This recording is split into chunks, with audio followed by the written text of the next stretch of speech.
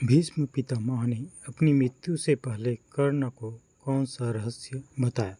कुरुक्षेत्र युद्ध आरंभ होने से पूर्व पितामह भीष्म और कर्ण में इतनी कटुता उत्पन्न हो गई थी कि कर्ण ने यहाँ तक घोषित कर दिया था कि जब तक भीष्म पितामह युद्ध भूमि में रहेंगे और जब तक वो सेनापति हैं, उस समय तक मैं युद्ध करने नहीं उतरूंगा। और जब भीष्म पितामह बाणों की छैया पर लेटे अपनी अंतिम घड़ी आने की प्रतीक्षा कर रहे थे, तो एक एक कर वहां उनसे मिलने कौरव और पांडव पक्ष के समस्त योद्धा पहुँचे। वहां सबसे अंत में कर्ण आए थे, जिनको एक दूसरे को देखना भी स्वीकृति नहीं था। उन दोनों में अंतिम समय क्या हुआ, आइए जानते हैं। महाभारत के भीष्म पर्व अध्याय 122 के अनुसार भीष्म जी को रथ से गिराया गया सुनकर राधानंदन कर्ण के मन में कुछ भय समा गया। वह बड़ी उतावली के साथ उनके पास आया। उस समय उसने देखा महात्मा भीष्म सरशय्या पर सो रहे हैं। भीष्म जी के नेत्र बंद थे। उन्हें देखकर कर्ण की आंखों में आंसू छलक आए और वह बोला, कुरुश्रेष्ठ, मैं वही राधा पुत्र कर्ण हूँ जो सदा आपकी आंखों में गड़ा रहता था और जिसे आप सर्वत्र द्वेष दृष्टि से देखते थे। कर्ण ने यह बात उनसे कही। उनकी बात सुनकर भीष्म ने धीरे से आंखें खोलकर देखा और उस स्थान को एकांत देख पहरेदारों को दूर हटाकर एक हाथ से कर्ण का प्रेम पूर्वक आलिंगन किया। तत्पश्चात उन्होंने इस प्रकार कहा, आओ कर्ण, तुम सदा मुझसे लाग डांट रखते रहे, सदा मेरे साथ स्पर्धा करते रहे। आज यदि तुम मेरे पास नहीं आते तो निश्चय ही तुम्हारा कल्याण नहीं होता। वत्स, तुम राधा के नहीं कुंती के पुत्र हो। तुम्हारे पिता अधिरथ नहीं हैं, तुम सूर्य के पुत्र हो। मैंने नारद जी से तुम्हारा परिचय प्राप्त किया था। तात श्री कृष्ण द्वैपायन व्यास से भी तुम्हारे जन्म का वृत्तांत ज्ञात हुआ था और जो कुछ ज्ञात हुआ वह सत्य है, इसमें संदेह नहीं है। तुम्हारे प्रति मेरे मन में द्वेष नहीं है, यह मैं तुमसे सत्य कहता हूँ। वीर, मैं कभी कभी तुमसे जो कठोर वचन बोल दिया करता था, उसका उद्देश्य था तुम्हारे उत्साह और तेज को नष्ट करना, क्योंकि सूतनंदन, तुम राजा दुर्योधन के उकसाने से अकारण ही समस्त पांडवों पर बहुत बार आक्षेप किया करते थे। तुम्हारा जन्म कन्यावस्था में ही कुंती के गर्भ से उत्पन्न होने के कारण धर्मलोप से हुआ है। इसलिए नीच पुरुषों के आश्रय से तुम्हारी बुद्धि इस प्रकार ईर्ष्यावश गुणवान पांडवों से भी द्वेष रखने वाली हो गई है। और इसी कारण कौरव सभा में मैंने तुम्हें अनेक बार कटु वचन सुनाए हैं। मैं जानता हूँ तुम्हारा पराक्रम समर भूमि में शत्रुओं के लिए दुस्सह है। तुम ब्राह्मण भक्त, शूरवीर, तद्दान में उत्तम निष्ठा रखने वाले हो। वीर, मनुष्यों में तुम्हारे समान कोई नहीं है। मैं सदा अपने कुल में फूट पड़ने के डर से तुम्हें कटु वचन सुनाता रहा। बाण चलाने, दिव्यास्त्रों का संधान करने, फुर्ती दिखाने तथा अस्त्र बल में तुम अर्जुन तथा महात्मा श्री कृष्ण समान हो। कर्ण, तुमने कुरुराज दुर्योधन के लिए कन्या लाने के लिए निमित्त अकेले काशीपुर में जाकर केवल धनुष की सहायता से वहां आए हुए समस्त राजाओं को युद्ध में परास्त कर दिया था। युद्ध की श्लाघा रखने वाले वीर, यद्यपि राजा जरासंध दुर्जय एवं बलवान था, तथापि वह रणभूमि में तुम्हारी समानता न कर सका। तुम ब्राह्मण भक्त, धैर्यपूर्वक युद्ध करने वाले तथा तेज और बल से संपन्न हो।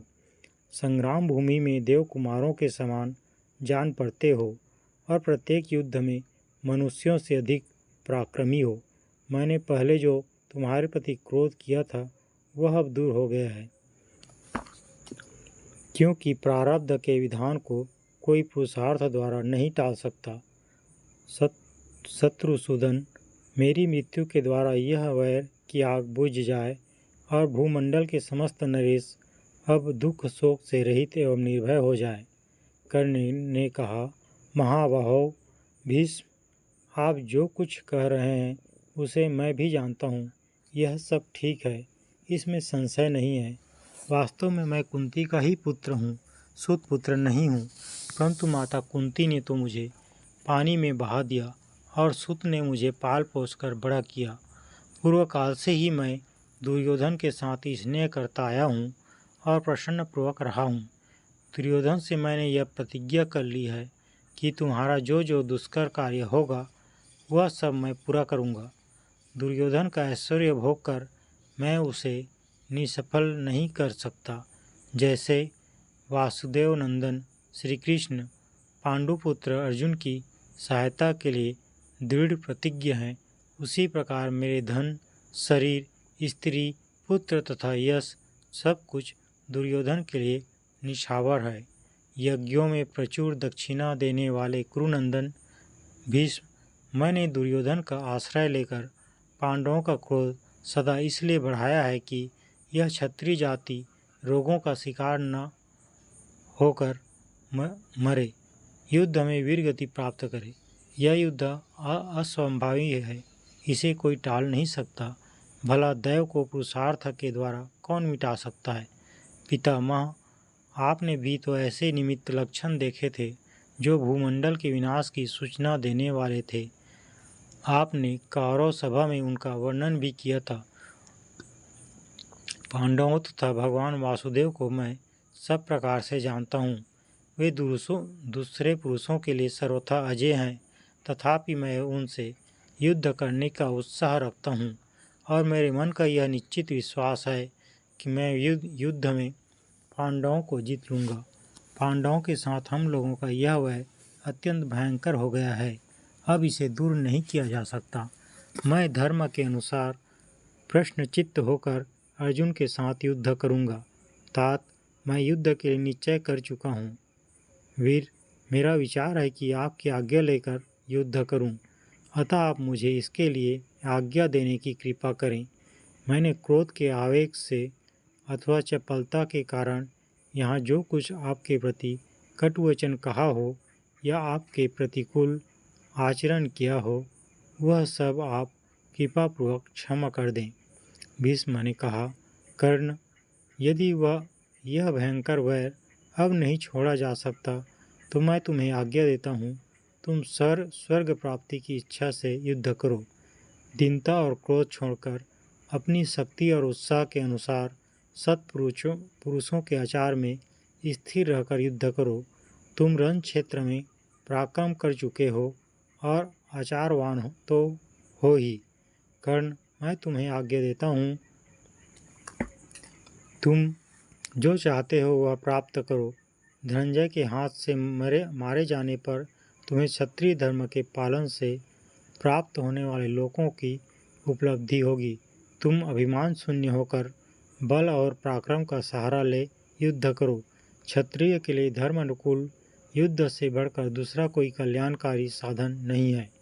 कर्ण, मैं तुमसे सत्य कहता हूँ, मैंने कौरवों और पांडवों में शांति स्थापित करने के लिए दीर्घकाल तक महान प्रयत्न किया था, किंतु मैं उसमें कृत कार्य न हो सका और अंत में जब बाणों की छय्या पर लेटे हुए भीष्म पितामह ने अपने अंतिम शब्दों में कर्ण को वो गुप्त रहस्य बताया तो कर्ण की आंखें नम थी और दर्शकों, शायद आपकी भी।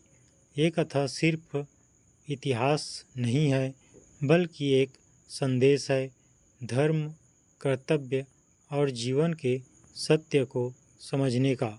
अगर ये कहानी आपके हृदय को छू गई हो, अगर भीष्म और कर्ण के बीच का ये संवाद आपको सोचने पर मजबूर कर गया हो, तो इस आध्यात्मिक यात्रा को औरों तक पहुंचाइए। वीडियो को लाइक कीजिए, शेयर कीजिए उन लोगों से जो जीवन के गहरे अर्थों को समझना चाहते हैं, और सब्सक्राइब कीजिए हमारे channel the real side devotional story को। जहां हर कथा सिर्फ सुनाई नहीं जाती बल्कि आत्मा तक उतारी जाती है। जय श्री कृष्ण, जय श्री राम, राधे राधे। आपका दिन मंगलमय हो।